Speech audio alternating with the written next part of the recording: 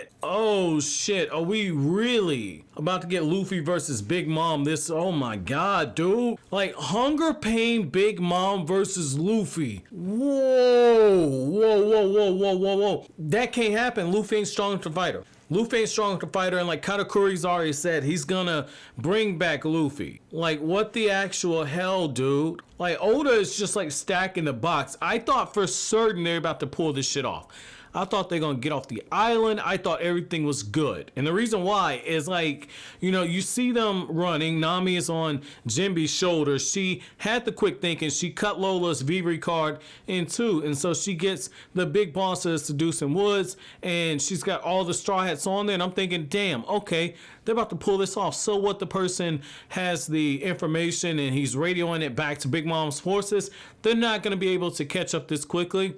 Big Mom just rides in on, I think it was Prometheus the Cloud, just rides in on that cloud. And Big Mom, she's screaming wedding cake. She's clearly in those hunger pains. And Luffy just has the oh shit expression on his face. Like, Luffy knows he just fucked up. Luffy knows it. Luffy knows it. And oh my god, like, I'm okay with it. But it's one of those things where it's just like, what the fuck, Oda? What the fuck? Like, if Luffy gets strong enough to stalemate or beat Big Mom, this is an ass pull.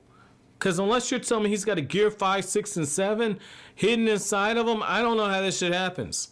Like, I don't see how that shit happens. So let me back up for a second, okay? So in this chapter, one of the things that you get is you have everyone continuing with the fallout of saying, I thought that we were gone for a second. And you get this moment where they're trying to figure out just what did the Straw Hats do, okay? And they run through it in a logical way. They say, well, if they caused the explosion themselves, that's suicidal. But everything we know about the Straw Hat crew leading up to this would lead somebody to believe that they would actually pull some shit like this. I mean, again, like, Luffy was dumb enough to go challenge the three admirals to bring his brother Ace back. Like, Luffy's credited with that jailbreak at Impel Down, or I believe it was Buggy that was credited with that jailbreak at Impel Down. Like, literally, Luffy has a reputation for being a flaming idiot. So something like this, I can see why they would entertain the idea that it's actually Luffy who did it. And you get this moment where Peckham's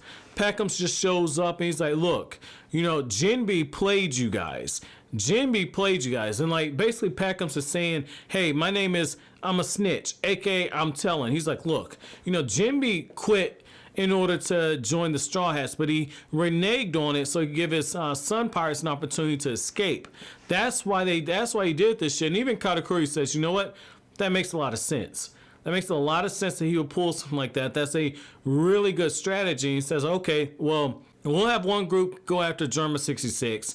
Broly, you're going to come with me. I'm going to hunt down Straw Hat Luffy. And we'll have another group go after the Fire Tank Pirates. Nothing has changed. And, you know, Katakuri is using that foresight. I like how his eyes change when he does. And he says, like, that's going to be the plan. We're going to have to catch Luffy because we need to catch him before he becomes a big enough threat to Big Mom. So I don't know how far into the future he's looking, whether or not that's Oda foreshadowing that Luffy has something dormant inside of himself that can actually challenge and rival Big Mom. But whatever it is, Katakuri says Luffy needs to be snuffed out now. So he's seen something in the immediate future that leads you to believe that Katakuri has seen something to where Luffy has an ace up his sleeve. So that's going to be interesting because Oda uses the words true threat.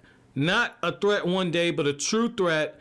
And he says he needs to be wiped out now. If it was something years later down the line, I don't think Katakuri would be as worked up as how he is now. So I like what you get there, and I like how when Big Mom shows up, you know, everybody just sees her going on a rampage. Like, she just wrecks an entire section of the town. She's in that craze where she's just fiending for some wedding cake, and, you know, she's shouting wedding cake, and, you know, they're all worried that she's going to destroy the capital. They're worried that that's going to happen, and they come to the conclusion, okay, well, the chef that made the cake, he's going to be unconscious for 2 days. you know, he saved the town, but that's the price. You know, there's nobody who can fix the cake. And like Big Mom, she's just running roughshod through everything. She's drank the life force out of one of her sons. Like Big Mom don't care. And that's when another one of her kids gets the idea of saying, hey, you know, the Straw Hats actually have your wedding cake. They have it. You need to go deal with them. They ran off in this direction here. And what I like about that right there is how Big Mom hesitates and she looks at him and she says, like, look, if you're lying to me, I'll kill you too. And so it just shows like Big Mom, like she's a fat bitch, but Big Mom, when she's in this craze, there's still a part of her that you can reach. So I don't know if that's something that the Straw Hats can kind of take advantage of, but the fact of the matter is that Big Mom ain't shit that you can play with. And it's actually the Zeus cloud. Now I'm thinking about it. It ain't Prometheus. It's the Zeus cloud that she's using. But as she flies off, you know, one of the things that everybody's talking about is the fact that, you know, there's nobody who can fix the cake for us. And that's when we find out that it's Pudding. And I thought Pudding made amends with Sanji. I really did. And I guess like the part where it showed like part of her face crying, it wasn't out of like crying that like her wedding got ruined. It's crying because she felt like she got humiliated. And like Pudding just turns into a bipolar bitch. Pudding, she just shows up and she says like, look, you know, Capone's wife can help me. We can fix this cake. That ain't a problem. Tell Big Mom to come to me. If she kills Sanji and the Straw Hats, me and her are even right there. And she says like, you know, the fact of the matter is that this is something that I can handle. Big Mom, she deserves a reward. And everybody's like, oh my God, it's evil Pudding. Like this bitch went straight bipolar. I mean, this is interesting. This is interesting going forward because it opens up the door. It really opens up the door for there to be something that happens with Luffy. And I feel like one of the things that's happened is it's like because Katakuri can see the potential of Luffy and there's something that Luffy can do in the immediate future that becomes a threat to Big Mom.